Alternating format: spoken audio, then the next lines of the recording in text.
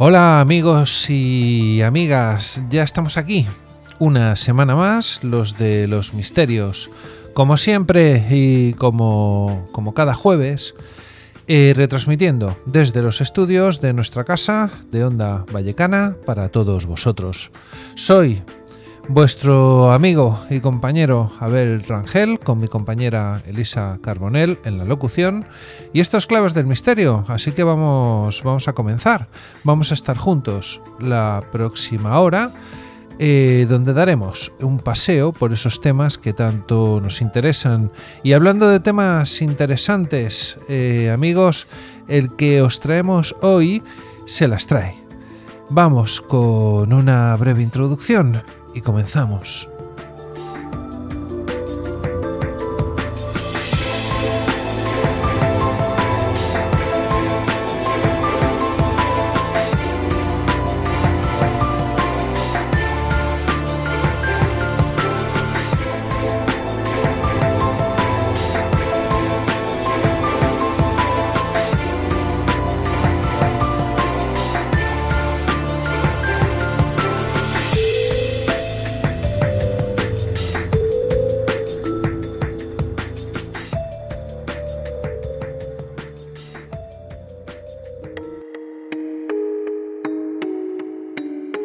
Estás escuchando Claves del Misterio en Onda Vallecana.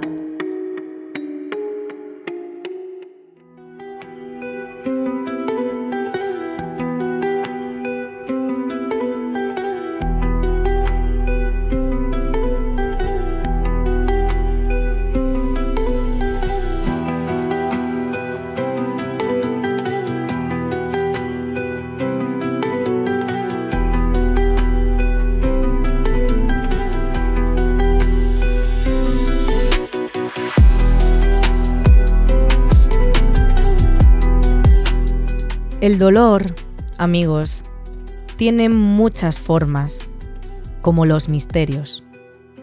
Varias de esas formas de dolor las venimos tratando en este programa, y hoy os traemos un dolor muy concreto, el de la pasión de Cristo, materializada en cuerpos ajenos, en tiempos diversos, a través de los estigmas. Marcas iguales a las que se le provocaron a Jesús en la cruz, que aparecen de manera inexplicable en los cuerpos de decenas de personas en diferentes épocas de la historia.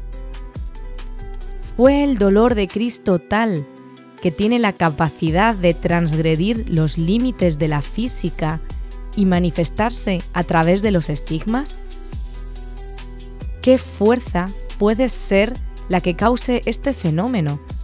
¿Por qué se restringe al dolor de Cristo y no a otras atrocidades que han pasado en la historia de la humanidad? Más allá de la ciencia, ¿por qué esta religión en concreto, más que otras, supera los límites del tiempo y del espacio, de la física, y está además siempre relacionada con lo maligno?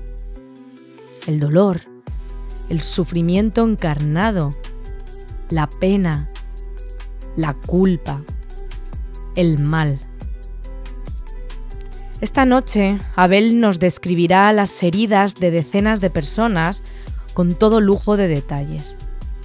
Y os adelanto una curiosidad de entre las claves que igualan todos los casos. Hay un detalle que me ha llamado la atención especialmente y que no sabía, pues las películas no lo han conseguido transmitir. Y es que los estigmas se relacionan con un olor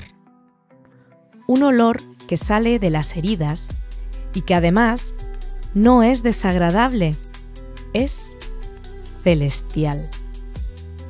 ¿Son los estigmas el campo de batalla encarnado entre el bien y el mal? ¿Qué creéis que son? ¿O sienten las personas que los sufren? ¿Farsa? ¿Locura? ¿Llamada de atención? ¿Fervor religioso? ¿O simples víctimas de lo inexplicable? Buenas noches. Soy Elisa Carbonell y esta noche, en Claves del Misterio, os dejo lamiéndoos las heridas.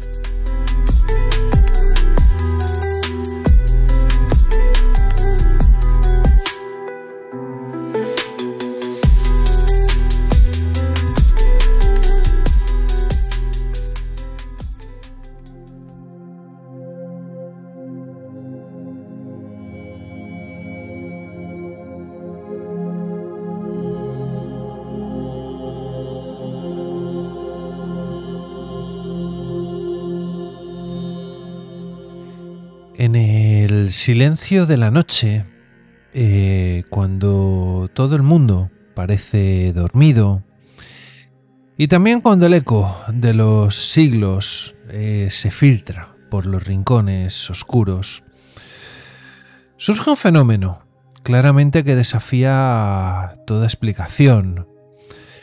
Hablamos, y esta noche vamos a hablar, de heridas que no se ven solamente en la carne, no se manifiestan solamente en la carne, sino que también se graban en el espíritu, en la personalidad de las personas que las han padecido o que las han sufrido. Esas marcas que duelen, que parecen crear en la persona un auténtico sufrimiento redentor. Ese tipo de sufrimiento de la persona que siente que está en contacto directo con la trascendencia. Vamos a hablar de los estigmas, manifestaciones, hasta ahora inexplicables, del cuerpo humano, que repiten, además en carne propia, los tormentos de la crucifixión, nada más y nada menos que de Cristo. Y es que la historia de los estigmas y de las personas que han padecido este tipo de fenómenos se remonta muy atrás. Hoy os hemos traído el primer caso, documentado, o más o menos documentado. Y este fue un caso que nos legó San Francisco de Asís en 1224. En la cima del monte Avernia, en Italia. Allí, en la cima de ese monte, Francisco, fundador de la Orden de los Frailes Menores, él se retiró allí durante 40 días de ayuno y de oración, buscando la unión total con Dios. Era un poco la finalidad que tenía. Fue entonces cuando, según los testimonios de sus hermanos, sufrió la primera manifestación del estigma. En sus manos y pies aparecieron las marcas de los clavos de la cruz. Y amigos, no eran simplemente heridas. Hablamos de heridas que sangraban, que olían a perfume desconocido y que se mantenían abiertas sin infección alguna. Durante los años siguientes, además lo de las infecciones en aquella época era una cosa terrible, o sea, morías fácilmente. Como decía, durante los años siguientes los testimonios relatan cómo el santo vivía en un estado de éxtasis y que además lo alejaba de la percepción ordinaria del tiempo y del dolor, y era como si su cuerpo fuera también un puente entre lo humano y lo divino. No fue, además, hasta un siglo más tarde, en 1347, en Siena, en Italia, cuando Santa Catalina de Siena emergió también como otro caso extraordinario. Catalina, desde que era joven, se sumergió en la oración y en el ascetismo extremo. Además mostró las marcas de la crucifixión de Cristo en manos y pies, mientras estaba en un estado profundo de éxtasis. Sus visiones eran intensas, veía el rostro de Cristo, escuchaba sus palabras, sentía su sufrimiento como propio He de recordar que estas personas, además, no es solamente las heridas, sino que también entran en éxtasis, empiezan a manifestar el sufrimiento en sus propias carnes, lo que les impide levantarse prácticamente de la cama o con muchos dolores. Las personas también que la rodeaban, a nuestra amiga Santa Catalina de Siena, aseguraban que a veces su cuerpo se elevaba ligeramente del suelo y que su presencia emanaba un aroma dulce. Este aroma era imposible relacionar con ninguna flor o incienso conocido. Catalina falleció en 1380, dejando tras de sí un legado de devoción y misterio que aún hoy inspira y desconcierta a propios y extraños. Y es que no todos los casos históricos pertenecen a figuras adultas. En Capriana, en Italia, en 1815, nació María Domenica Lazzeri. Esta mujer también era conocida como la enferma de Capriana. Y es que desde niña María sufrió múltiples enfermedades, pero lo que más asombraba era la aparición de estigmas en sus manos y también en sus pies durante la Semana Santa. Es muy curioso el hecho y sobre todo el momento. Los testigos además describen cómo en esos momentos su cuerpo se tornaba rígido, su mirada se volvía intensa y penetrante. Es lo que os he estado explicando antes, más o menos. Y también hablaban de que un aroma inexplicable inundaba la habitación. A pesar de su fragilidad, María vivió hasta 1848, relatando visiones de Cristo y experimentando éxtasis prolongados, acompañados de un dolor físico que, según los médicos de la época, no tenía ninguna explicación fisiológica.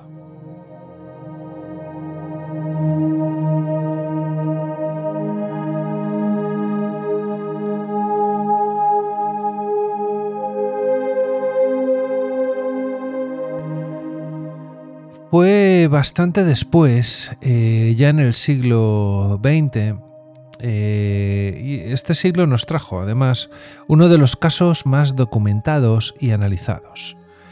El de Therese Neumann, el Kronselup, en Alemania. Esta mujer, Therese Neumann, nacida en 1898, y que desde los 7 años sufrió una enfermedad grave que la dejó postrada en cama, pero a partir de 1926 comenzaron a aparecer en su cuerpo estigmas y marcas en las manos y en los pies.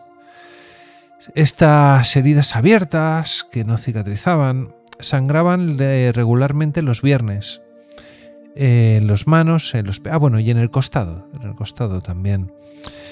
Siguiendo con precisión, además, los momentos de la pasión. Entonces, esto quiere decir que había un orden en las heridas y en el sangrado de las mismas. Primero sangraban las manos, después los pies y después la herida del costado. Los testigos además aseguran que durante su éxtasis Terence hablaba con voces que no eran suyas. Recitaba palabras en latín y describía episodios de la crucifixión con un detalle ciertamente asombroso. Médicos y religiosos visitaban su habitación, consternados ante la ausencia de infecciones y la persistencia de las heridas abiertas. Y mientras tanto ella, con los ojos llenos de fervor, relataba visiones de ángeles y de luz celestial. Terence falleció en 1962, dejando un legado que aún hoy es objeto de estudios y debates. Pero otro caso que os traemos hoy, amigos, y que marcó la historia moderna, Fue el padre Pío de Pietrelcina, nacido en 1887 en Pietrelcina, en Italia. Y es que, bueno, esta historia, sus estigmas aparecieron en 1918, cubriendo sus manos y pies. Y permanecieron hasta su muerte, en 1968. Podéis imaginaros lo que es cerca de 40 años con los estigmas. Miles de testimonios además aseguran que el olor de las flores y la suavidad de su presencia acompañaban la aparición de las heridas. Sus estigmas también sangraban de manera visible y a veces se convertían en lágrimas de sangre. Pío pasaba largas horas de oración y muchos feligreses además afirmaban que al tocarlo sentían un calor y una paz imposible de describir. Las investigaciones médicas que se realizaron después confirmaron la ausencia de infección. Es un hecho común además. Y la peculiaridad también de la cicatrización que nunca seguía los patrones normales de la piel humana.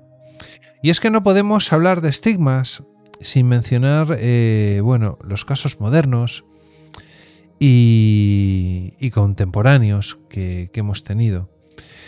Y es que este hombre nos llevó, además, ciertamente hacia lo que es el sufrimiento, al padecerlo durante tantos años. Otro de los casos modernos es el de Giorgio Bongiovanni, nacido en 1963 en Italia. Este era un periodista y también médium que afirmaba recibir los estigmas de manera recurrente desde los años 80.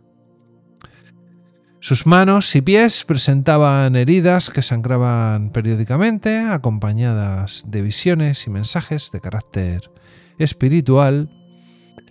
Y los testigos además aseguran que su presencia genera una sensación de extraña calma y un aroma que se relaciona con la santidad. Es similar a lo descrito en los casos anteriores y combina además estas experiencias místicas con la denuncia de injusticias y fenómenos inexplicables, llevando el estigma además mucho más allá del ámbito religioso, hacia una dimensión que, roza quizás lo profético. Incluso los niños y adolescentes también han sido objeto de estos fenómenos. No olvidar el caso que se produjo en la ciudad de París en 1873 con la pequeña Marie Bailly, de apenas 10 años. Esta presentó estigmas sangrantes en manos y pies durante la Semana Santa. Sus familiares además lo describen como repetía con lágrimas las palabras de Cristo en la cruz, mientras su cuerpo parecía, algunos dicen que elevarse levemente del suelo. Otro caso en la India, en 1995, un niño de 12 años llamado Arun Prakash comenzó a mostrar heridas también en las manos, en este caso era solamente en las manos, mientras revelaba visiones de ángeles y de Jesús en su sufrimiento.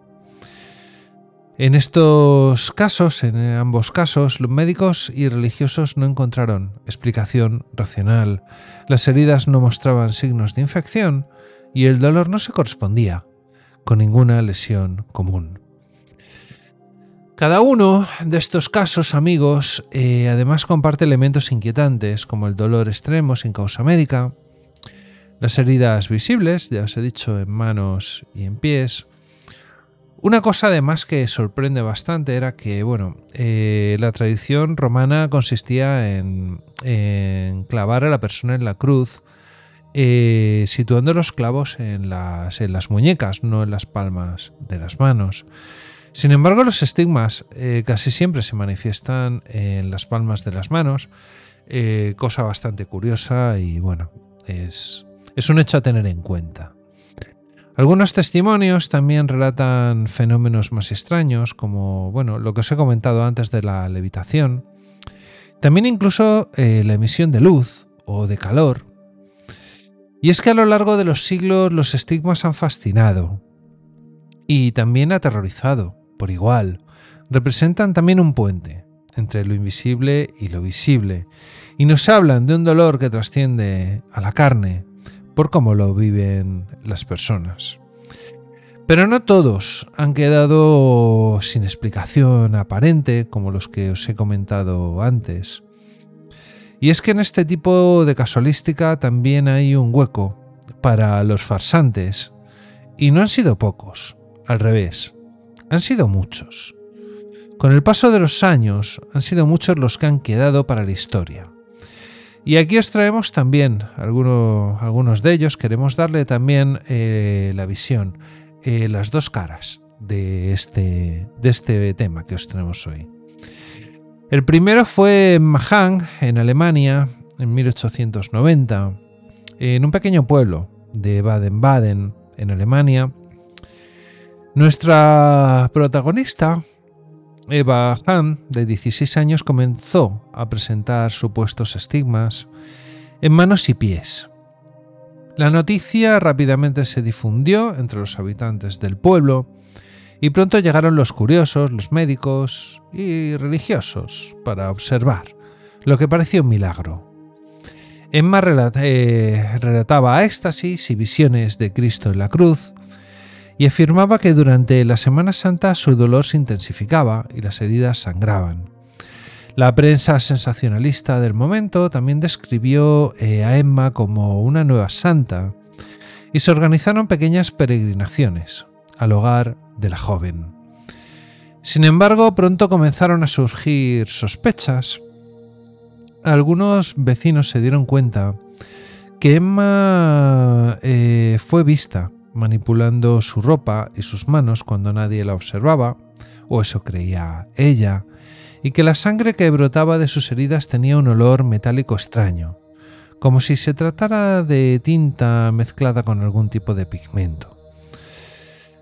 Pues bueno, después de esto, un médico decidió realizar una inspección más cercana y descubrió pequeñas cápsulas escondidas entre las vendas que llevaba en las manos.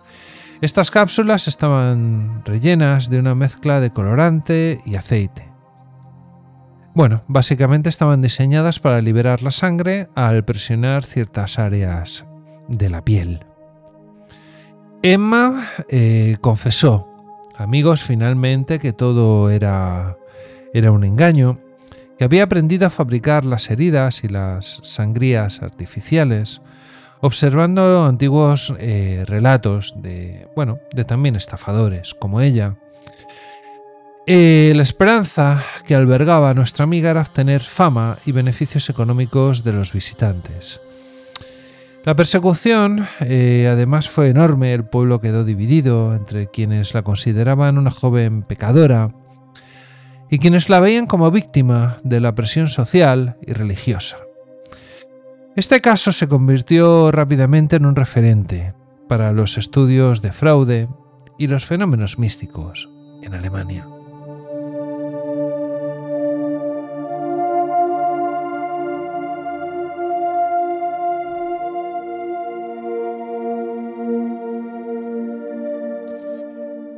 El siguiente caso que os traemos, amigos, se produjo en 1923 en la ciudad de Liverpool, en Inglaterra. Aquí apareció el caso, un caso que se confundió a científicos, médicos y, incluso clérigos. Hablamos del caso de Martin Harwood, un adolescente de 14 años que, afirmaba tener estigmas que sangraban sobre todo los viernes. Su madre era una ferviente religiosa, promovía la historia de la parroquia en la parroquia local y atrajo la atención de numerosos fieles sobre lo que le estaba ocurriendo a su hijo. Al principio los sacerdotes estaban asombrados, y es que el adolescente tenía un comportamiento piadoso, oraba largas horas y relataba visiones de la crucifixión con un detalle que parecía imposible. Sin embargo, algunos médicos que acudieron a examinarlo notaron irregularidades en todo este relato, y es que la sangre de las heridas no coincidía con la de su grupo sanguíneo. Y algunas marcas además mostraban signos de cortes superficiales, hechos con una navaja, cuidadosamente disimulados por la manipulación de las vendas. El punto, básicamente el chico se cortaba con una navaja, luego lo tapaba con las vendas y utilizaba la sangre para empañar todas las vendas. El punto, además decisivo, fue un examen durante un Viernes Santo, cuando Martín fue observado discretamente durante varias horas. Los investigadores que estaban observando al niño vieron como éste usaba una especie de tinta líquida y ácido para disimular el sangrado en las palmas de las manos, limpiando rápidamente la evidencia después de cada éxtasis, entre comillas. Además, también se descubrió que había estudiado libros sobre estigmas y fenómenos místicos, y es que el objetivo de esto era crear un espectáculo convincente para su comunidad y, como siempre y por desgracia en estas casualísticas, para ganar fama personal. Esto también provocó un debate encendido si se trataba solamente de un fraude, un joven que estaba psicológicamente afectado, obsesionado con imitar el sufrimiento y sangrado que admiraba, quizás, de los relatos que había escuchado sobre la pasión de Cristo. Los expertos concluyeron además que aunque las heridas eran artificiosas, existía un profundo componente psicológico de fascinación, como os he dicho antes, por lo místico, que explicaba la conducta del chico.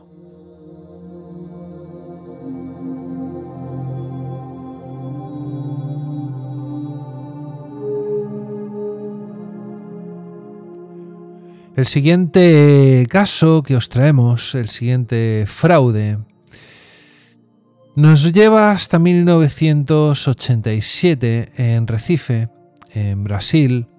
Una mujer llamada Lucía Monteiro, de 23 años, se hizo famosa por presentar estigmas visibles en manos, pies y costado. Sus heridas aparecían cada 15 días, cada 3 semanas más o menos, y según relataba eran acompañadas por visiones de la pasión. La historia llegó a los medios locales y, como suele ocurrir en estos casos, la vivienda se llena de visitantes. Aquí viene un poco lo curioso, algunos incluso llegaron a pagar pequeñas cantidades de dinero para ver a la joven. Y la joven tampoco se cortaba en pedirlo. Durante semanas los sacerdotes y médicos locales registraron las observaciones que iban realizando. Y es que nuestra amiga Lucía parecía genuinamente impresionada. Sentía y describía sentimientos intensos de dolor. Sin embargo, un periodista vigiló y siguió cómo se comportaba esta chica. Y es que la chica aplicaba unas pequeñas bolsitas con un gel y un colorizante rojo en la piel.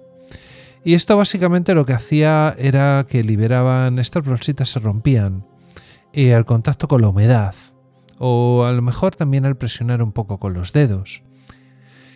Y también notó que en momentos de supuesta levitación o éxtasis, la joven estaba asistida por familiares que movían discretamente su ropa y brazos para simular el fenómeno. Finalmente, tras la publicación del informe periodístico, nuestra amiga Lucía confesó, dijo que había fabricado las heridas para atraer la atención y el apoyo económico. Recordemos que era una familia con pocos recursos, aprovechando la fe de su comunidad, claro que sí. Este caso además causó un gran escándalo y algunos expertos lo consideraron un ejemplo clásico de fraude mediático religioso, donde la mezcla de devoción popular y oportunidades económicas puede generar efectos falsos, pero convincentes. Y es que, amigos, estos 3 casos que os he relatado muestran un contraste, además dramático, con los estigmas genuinos. Digamos que todos se acompañan con un dolor, un éxtasis, visiones. Pero los fraudes además tienen el componente siempre y en común de atraer fama, atraer dinero, o simplemente, y además esto se da en muchos otros casos y en un caso que os voy a traer a mediados de diciembre, el deseo de atención, que se les preste atención. Simplemente gente que está, muy farandulera, que desea la atención de los medios y, ¿por qué no?, una contribución también económica. Y estos al final siempre revelan indicios de manipulación o de preparación deliberada a ojos de cualquier investigador que se moleste un poco en seguirlo de cerca. Todos estos casos y de fraude siguen para recordarnos que además incluso en lo sagrado la naturaleza humana puede intervenir con engaños.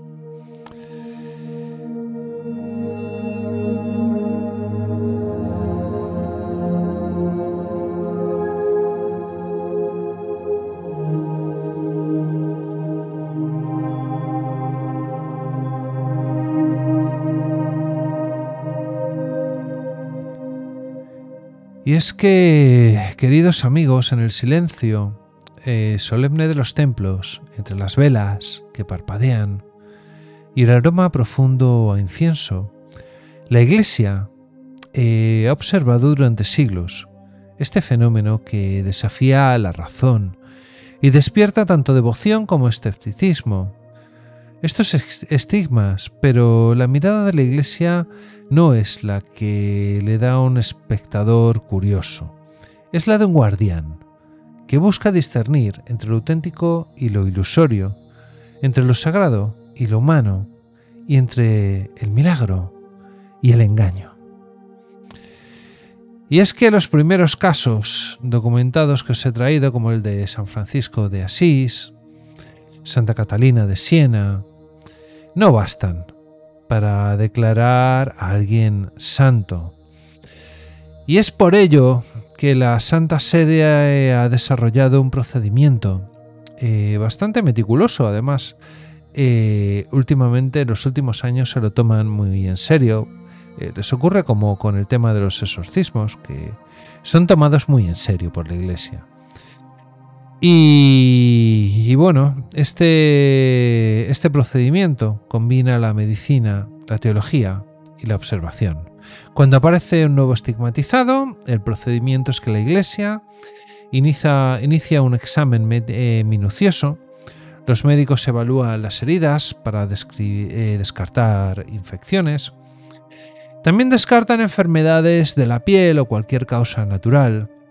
Los religiosos analizan la vida de la persona y analizan su conducta, sus motivaciones.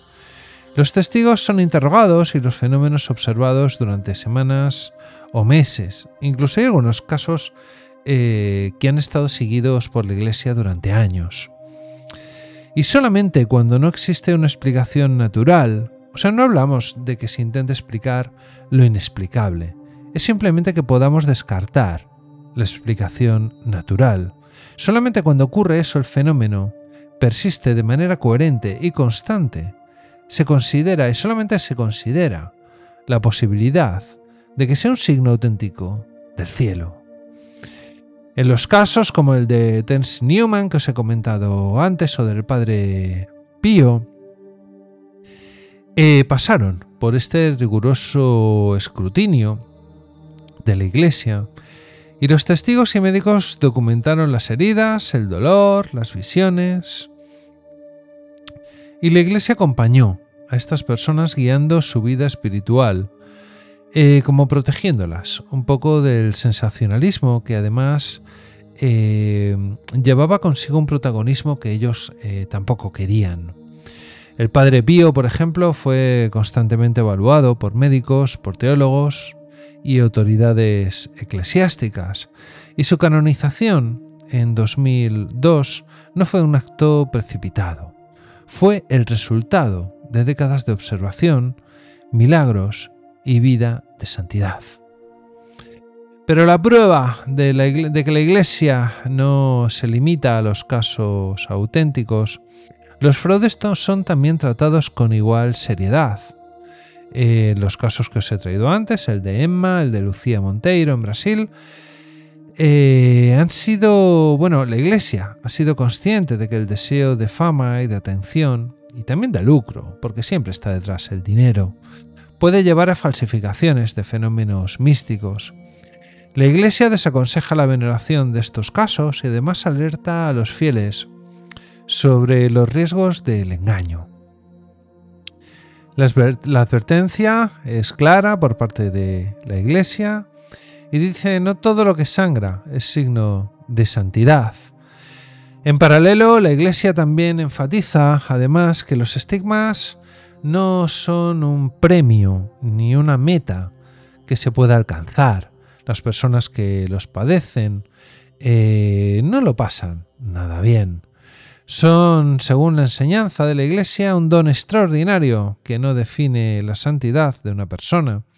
Lo que verdaderamente importa es la vida espiritual, la humildad, la oración y la caridad y la fidelidad a la fe. Por eso incluso a quienes presentan estigmas genuinos, la Iglesia les proporciona también acompañamiento pastoral y protección. Protección frente a la curiosidad mediática y al apoyo mediático. A la vez también vigilan que estas personas no estén buscando un apoyo económico. Y también la Iglesia se ocupa de cuidar de que no se conviertan en víctimas del sensacionalismo. Declaraciones de la Santa Sede además han reiterado este enfoque. El Congregatio Pro Causis Sanctorum, este es el órgano que está encargado de los procesos de canonización, básicamente, y afirma que los estigmas son fenómenos extraordinarios que pueden acompañar la vida de algunos siervos de Dios, pero su presencia no certifica por sí sola la santidad. La santidad se reconoce en una fidelidad a la voluntad de Dios y en la vida de virtud. Esto es lo que dice oficialmente la Santa Sede. Pero claro, cuando surgen casos recientes y la Iglesia observa con cautela, además cada día más, porque en estos últimos tiempos la verdad que han mejorado mucho los métodos y la Iglesia se toma todo esto muy, muy en serio. Y sobre todo sin prisa, como suelen hacer. Y además no se trata de hacer un juicio público apresurado, sino de hacer un proceso silencioso, prudente y metodológico. La Santa Sede además entiende que la fe de los creyentes no debe ser manipulada, pero tampoco ignorada, frente a lo que podría ser un verdadero don divino. Así es que a través de los siglos la Iglesia ha logrado mantener este equilibrio, proteger la devoción de los fieles, discernir lo auténtico de lo falso y acompañar a quienes sufren estas marcas extraordinarias, siempre recordando que el misterio de estos estigmas no se limita a lo que la carne muestra, sino a lo que el alma experimenta. Y en ese delicado equilibrio, además, entre la ciencia, la teología y la devoción, la Iglesia permanece como un guardián prudente de este misterio, reconociendo que incluso en lo más visible, lo inexplicable puede ser una puerta hacia lo divino. Pero es que, amigos, y no quería irme sin traeros un caso bastante curioso, porque en nuestro país también tenemos casos plenamente documentados y que además generaron una polémica en su momento. En España, en esa tierra de santos y místicos, ha sido escenario de algunos de los casos de estigmas más fascinantes y documentados. Y el primero que os traemos es el caso de Sor María de Jesús de Ágreda.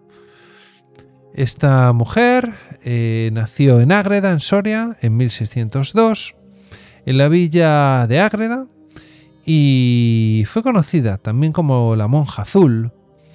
Esta Sor María ingresó en el convento de las monjas franciscanas, donde llevó una vida estrictamente ascética. Sin embargo, lo que la hizo célebre no fue solo su disciplina espiritual, sino los fenómenos místicos que la acompañaron. María Jesús presentó signos de estigmas en manos y pies en momentos de profunda oración o durante los días santos. Los testigos relatan que las heridas no solo sangraban, sino que le hacían pasarlo realmente mal. No se podía levantar del suelo, se retorcía, incluso balbuceaba palabras en idiomas completamente incomprensibles. Además de los estigmas, se describen viajes bilocacionales. Mientras permanecía recluida en el convento, algunos testigos en el Nuevo Mundo, en Texas y en México, afirmaban ver a la monja impartiendo consejos y consolando a poblaciones indígenas, un fenómeno que ella misma llamaba viajes del espíritu. La Iglesia estudió sus experiencias y sus visiones extensamente, su vida fue considerada ejemplar y finalmente, y sin llegar a demostrar estas bilocaciones, fue declarada venerable en 1673, aunque hasta la fecha no ha sido canonizada oficialmente.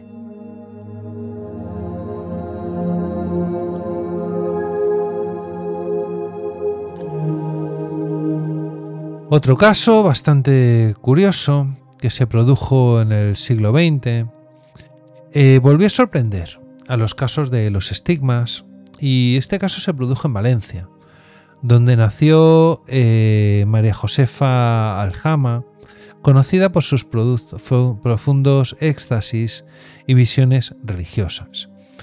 Desde joven manifestaba lo mismo: heridas en manos y pies, heridas que sangraban, que olían extraño, que le dolían de una manera abundante, y los testigos más cercanos, incluidos los sacerdotes locales, relataban que durante momentos de éxtasis la joven también transmitía sonidos o lo que ellos creían que podía ser algún tipo de idioma antiguo, pero que ninguno de ellos fue capaz de transcribir.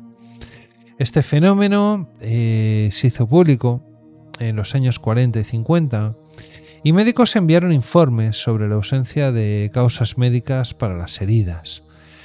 Estas heridas, como siempre, no mostraban infecciones, y la vida de María Josefa fue un ejemplo de fe y de entrega, porque se pasó sufriendo estas heridas en las manos, que, recordemos, amigos, no cicatrizaban, hasta su muerte en 1995, y dejando ya esto, que es una época más o menos moderna, dejó testimonios que aún hoy son considerados entre los más impresionantes de España.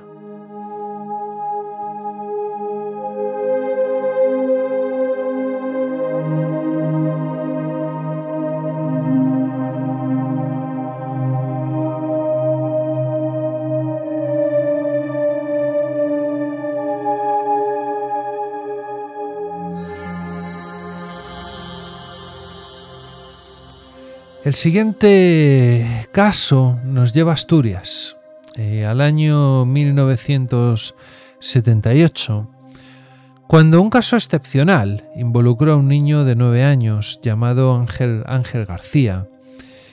Y es que durante la Semana Santa sus padres notaron que el niño presentaba heridas sangrantes en la palma de los pies, coincidiendo con los días de la Pasión de Cristo. Los vecinos y sacerdotes que acudieron a su hogar relataron que Ángel, durante los episodios, entraba en éxtasis, recitaba fragmentos de la Biblia, salmos que no podía conocer, y manifestaba lágrimas de sangre. Sí, le lloraban los ojos y expulsaba sangre por los lagrimales, y éstas se acumulaban en la comisura de los ojos. Su presencia además estaba acompañada de este aroma que hemos visto en otros casos. Es como un aroma a flores o a incienso. Y en varias ocasiones el niño señaló que veía a Jesús y a los ángeles junto a él. Los médicos que lo examinaron no encontraron explicación fisiológica. Las heridas aparecían y desaparecían, esta vez sí, solamente se manifestaban en ciertas ocasiones, pero lo hacían sin intervención externa. Y además el dolor que describía el niño no coincidía con ninguna lesión común. Este caso llamó la atención de la prensa y los estudiosos de fenómenos paranormales, y aunque no fue objeto de canonización ni reconocimiento oficial, debido a su corta edad y a la prudencia eclesiástica. Aún así, fue tenido en cuenta, fue estudiado, y es que en estos casos españoles todos muestran un patrón. Estas marcas físicas de sufrimiento, acompañadas de las visiones.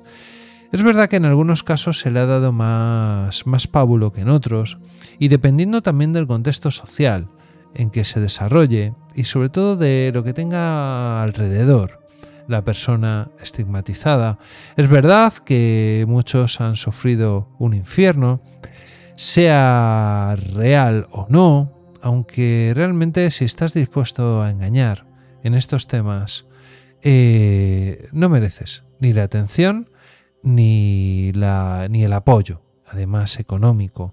Pero ciertamente, amigos, hay unos casos que son completamente inexplicables, que no han tenido ninguna solución, y afortunadamente la Iglesia hoy en día se preocupa bastante de investigar estos casos y de que no se produzca el fraude. Y es que es importante la devoción, el fenómeno sobre todo de la devoción local, como os decía, de lo que rodea al testigo. Y estos testigos cercanos que proporcionan un marco de autenticidad, aunque no en todos los casos, pero hace fiable que estos episodios sean considerados entre los más espectaculares del país.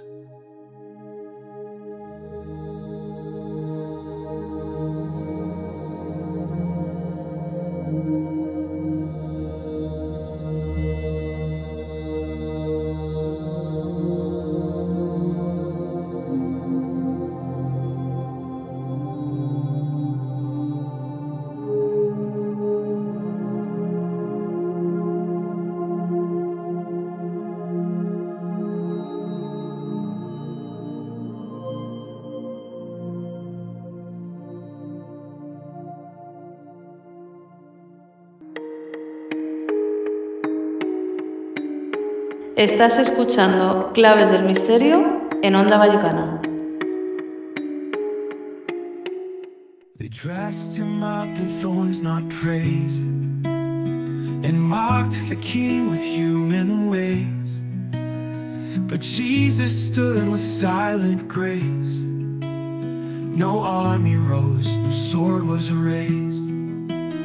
He said, my kingdom's not from here. No throne of earth, no rule of fear. He came to show a greater reign, where mercy lives and truth remains. Not of this world, not built on lies. Y con esto, queridos oyentes, terminamos con este repaso a los casos más representativos, o por lo menos los que hemos encontrado, en los que se hayan visto involucrados los estigmas, reales, fraude, quién sabe.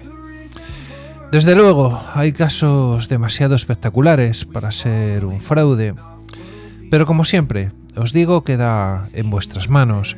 Nosotros nos vamos hasta la semana que viene, que estaremos como cada jueves con todos vosotros en ondavallecana.es en directo. Ya sabéis que nos podéis también escribir a la dirección de correo electrónico del programa, que es la siguiente: infoclavesdelmisterio@gmail.com, para contarnos cualquier experiencia o hacernos llegar cualquier comentario que estaremos totalmente encantados de recibirlo.